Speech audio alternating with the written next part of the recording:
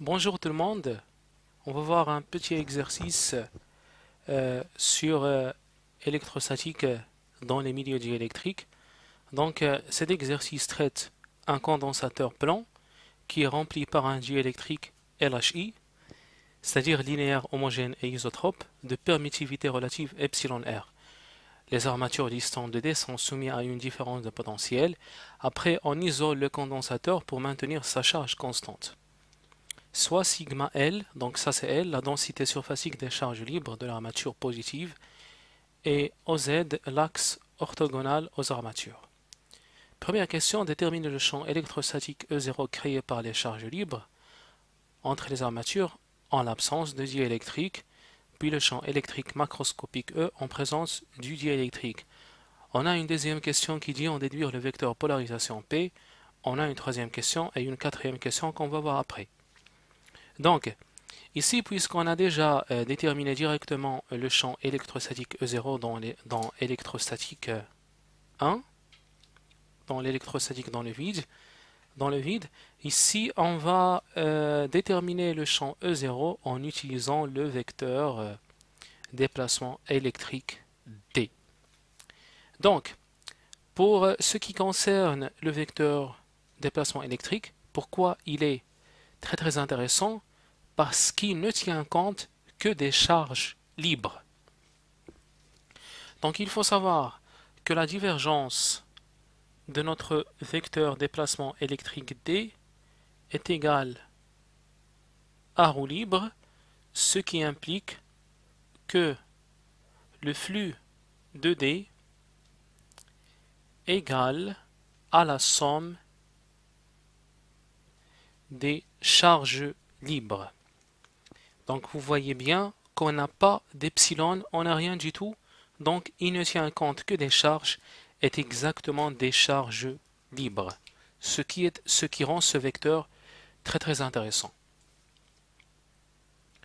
Donc, ici on a le vide, c'est bien, c'est pas un problème, mais il faut savoir que l'expression générale de notre vecteur déplacement électrique égale à epsilon 0 multiplié par E plus P,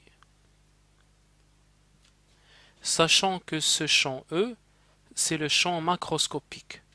Et on sait que le champ macroscopique, il est égal au champ de polarisation plus le champ créé par les charges libres, E0. Donc on va écrire ici E0 plus EP plus P. Donc tout ça, tout cela est bien clair. C'est très simple, comme vous pouvez le voir. Donc, ça, c'est quel que soit le milieu, on a cette relation. Si on est dans le vide,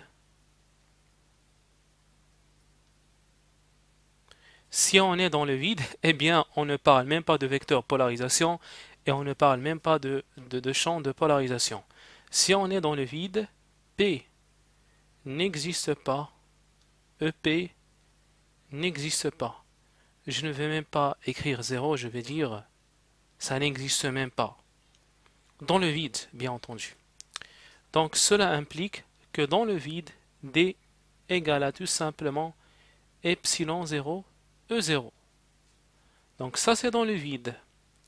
Dans un milieu LHI,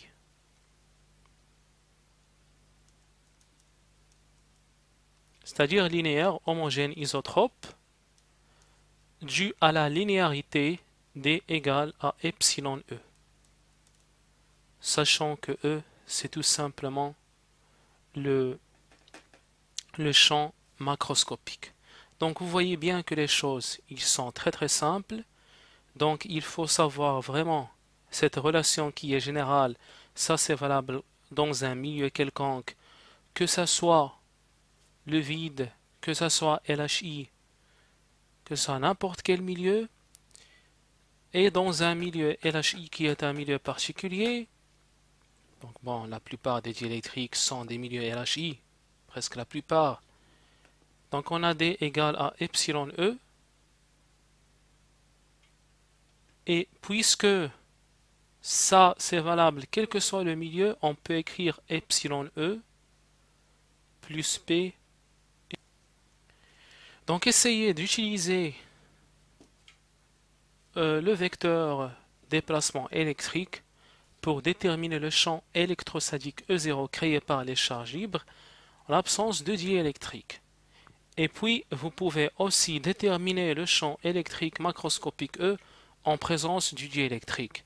Ça, c'est un diélectrique LHI, donc il faut utiliser exactement cette relation, et dans le vide, c'est très simple, il suffit d'utiliser cette relation.